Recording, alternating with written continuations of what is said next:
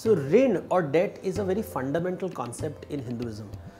You have to repay debts before you can renounce society. So responsibility is explained through the concept of debt. So suddenly you realize economics is such an integral part of Hinduism.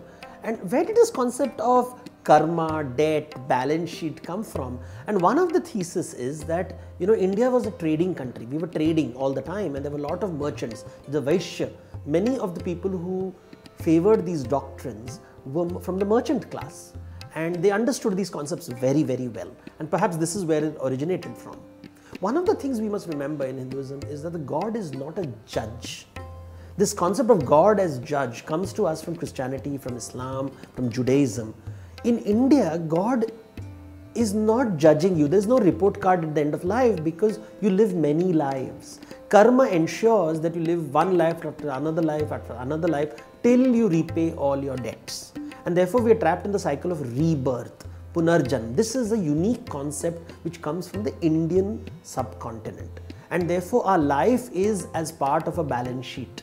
And we are always living a life. And whatever life we lead is a function. Ultimately, it's going to be recorded in a balance sheet which tells us how much have we given, how much have we taken, how is the exchange taking place in our life. And this is being recorded by a god called Chitragupt, who becomes the god of bureaucrats and accountants.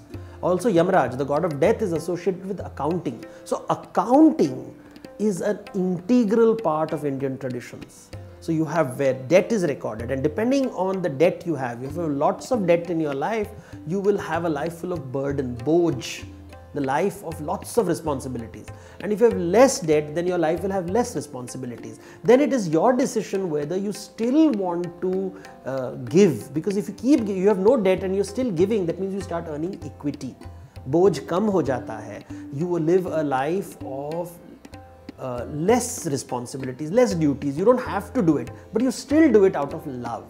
Not out of obligation, but out of love.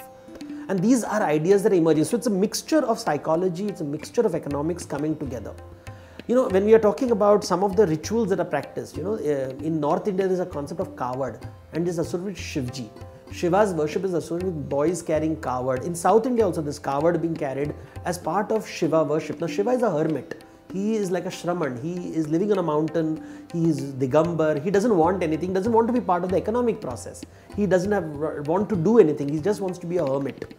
But he marries the Goddess Shakti. And this marriage means now he is responsible for a family and for children. Therefore, kawad is the symbol of responsibility.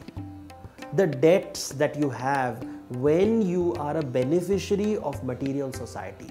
So if you want to enjoy material society, you want to be part of the material world, you are in debt and you're obliged to repay what you owe to society. This is a fundamental concept in Hinduism.